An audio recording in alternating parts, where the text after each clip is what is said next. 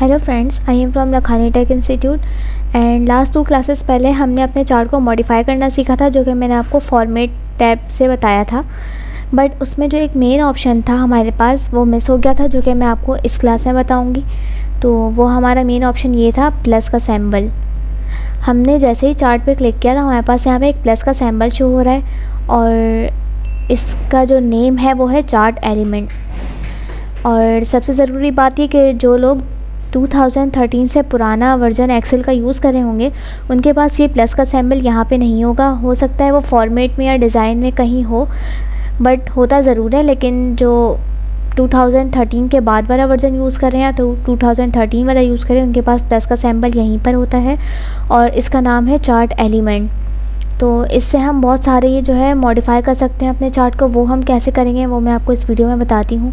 आप इसे गौर से देखिएगा। मैंने जैसे ही प्लस पे क्लिक किया है सिंबल पे, तो मेरे पास ये जो चार्ट एलिमेंट का मेन्यू है ये पूरा ओपन हो चुका है। इसमें डिफरेंट चीज़ें हैं। मेरे पास एक्सेस है, axes title, chart title, data labels, data tables और ग्रिड लाइन्स, लीजेंड्स। अब आपको यहाँ पे शो रहा होगा, मैं जैसे जिस भी चीज़ पे क्लिक कर रही हूँ तो वो मेरा चार्ट जो है थोड़ा सा चेंज हो रहा है।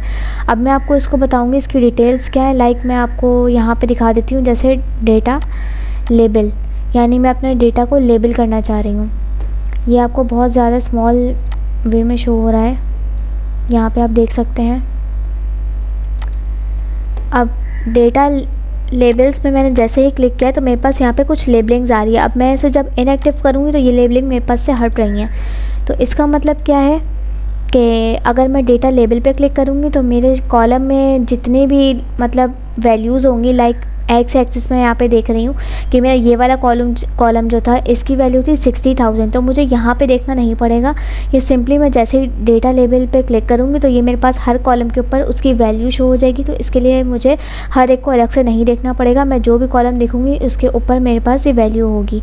और सेकेंड इसका ऑप्शन ये है कि आपको यहाँ नज़र आ रहा होगा, मैंने डेटा लेबल पे जैसे ही इसको एक्टिव किया तो मेरे पास एक यहाँ पे एरो शो हो रहा है। मैं इस पर क्लिक कर रही हूँ तो यहाँ मेरे पास पूछ रहे हैं कि आपको अपनी लेबलिंग सेंटर में देनी है, इनसाइड एंड इनसाइड बेस। मतलब हम इसमें अपनी वैल्यू अपनी मर्ज़ी से कहीं भी एडजस्ट कर सकते हैं, बट इसके लिए आउटसाइड एंड ही ठीक है कि जहाँ पे हमारा कॉलम फिनिश हो रहा है उसके ऊपर हमारी वैल्यू हो।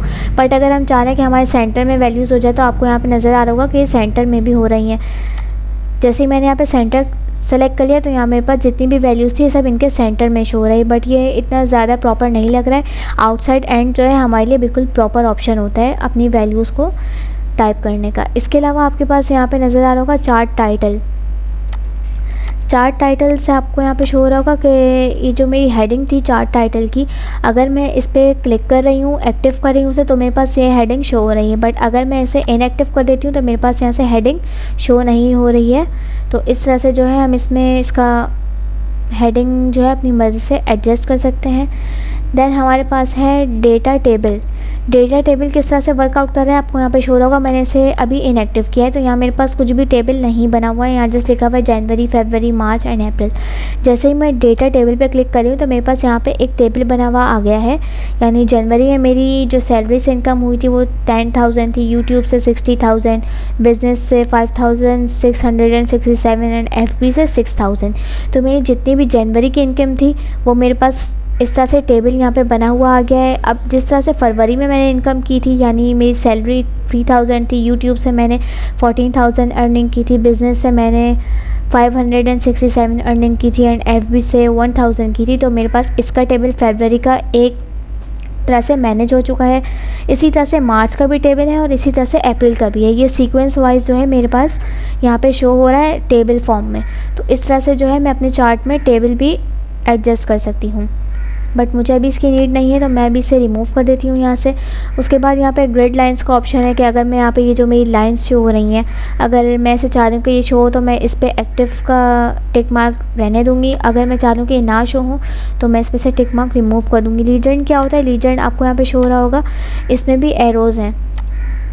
यहाँ पर आपको बता रहे हैं कि आपको टॉप पर सेट करना है, बॉटम, लेफ़्ट। ये आपको नज़र आ रहा होगा कि ये जो है जिस तरह से मैं अपना कर्सर मूव कर रही हूँ तो ये चेंज होता जा रहा है।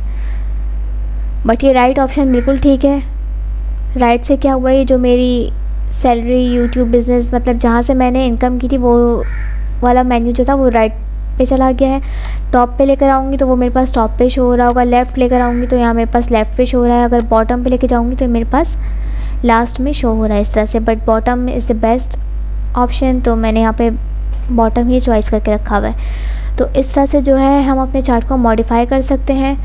और यहाँ पे ग्रिड लाइंस को मैं एक्टिव कर देती हूँ बिकॉज हमारे पास पहले से थी। तो हमारा एक ये वाला ऑप्शन जो है मिस हो चुका था, वो मैंने आपको इस क्लास में डिटेल में बता दिया है, तो आप इसे अपने पास ट्राई करिएगा। हम अपनी नेक्स्ट क्लास में मिलेंगे।